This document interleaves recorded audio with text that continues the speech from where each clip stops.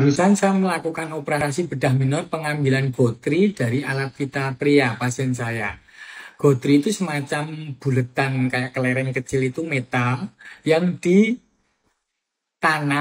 entah oleh siapa. Kadang ada yang sendiri, ada oleh dukun pengeras alat vita ya. Itu dimasukkan ke dalam kulit alat vita pria tersebut. Jadi biasanya cuma dibuka gini.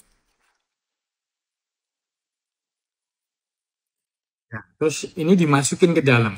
Ya, otomatis luka akan menyembuh sendiri kan. Nah, kemudian setelah menyembuh sendiri, ini akan nutup.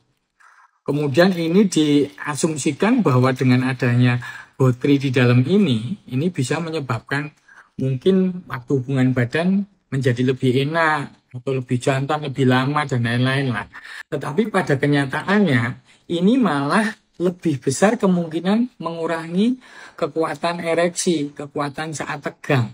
Ya karena secara umum anatomi alat vita pria itu sebenarnya ini kan di tengah ada saluran kencing ya, yang bareng dengan saluran pipis. Ini sama dengan saluran sperma ya. Di luarnya itu, mengelilinginya itu ada namanya corpus spongiosum yang bisa melebar, bisa mengembang. Tetapi yang utama mengembang itu yang di luarnya, namanya corpus cavernosum. Jadi bentuknya itu seperti spons, di mana ketika aliran darahnya mampet oleh mekanisme ereksi, kan di sini tuh banyak aliran darah. Yang balik itu yang biru, yang berasal dari tubuh itu yang arteri itu di dalam.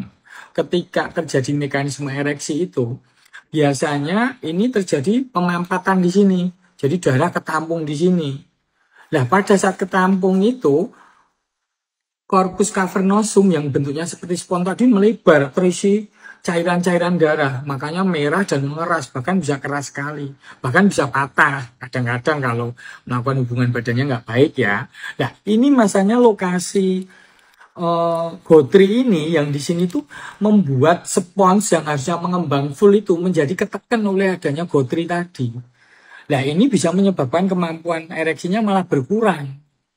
Bahkan ada yang selain pakai gotri itu ada yang pakai tasbih. Saya pernah beberapa kali mengeluarkan. Bahkan ada juga yang pakai pegangan gosok gigi itu kan dari plastik ya. Itu digosok terus diamplas sampai bentuknya sesuai keinginan mereka. Kadang-kadang segede ini kadang-kadang. Entah mereka masukin sendiri atau lewat dukun, saya nggak paham ya. Tapi yang jelas mereka setelah sekian lama biasanya minta ke dokter atau ke tenaga medis yang lain untuk mengeluarkannya. Ya mengeluarkannya memang simpel ya, tinggal buka kemudian dikeluarin, dijahit lagi begitu. Tapi lebih baik jangan lakukan dong, itu hal yang konyol. Karena malah akan mengurangi kemampuan ereksi dari alat vita pria tadi. Bahkan sebagian ada yang nekat karena nggak pede, karena alat vitanya kecil, datang ke dukun, minta disuntik minyak, katanya minyak lintah. Lah, suntikannya itu masuk ke kulit dan kemudian masuk ke corpus cavernosum ini. Wah, akhirnya terjadi pembekuan di situ. Jadi bentuknya tuh jadi gede. Tetapi pada saat terjadi ereksi malah tidak bisa mengeras. Jadi akhirnya malah terjadi loyo, terjadi impotensia. Dan itu akhirnya mengakibatkan penyesalan jangka panjang.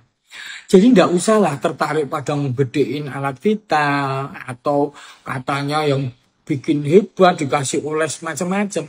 Kalau masih oles sih nggak masalah ya. Walaupun tetap ada potensi efek samping alergi. Karena padahal kalau alergi sudah kena ke alat kulit di alat kelamin, alat vital itu sembuhnya sulit karena jenis kulitnya berbeda dan di daerah yang sangat lembab. Ya tapi ada aja yang katanya cocok begitu. Tapi ya lebih baik tidak. Lebih baik itu psikologis.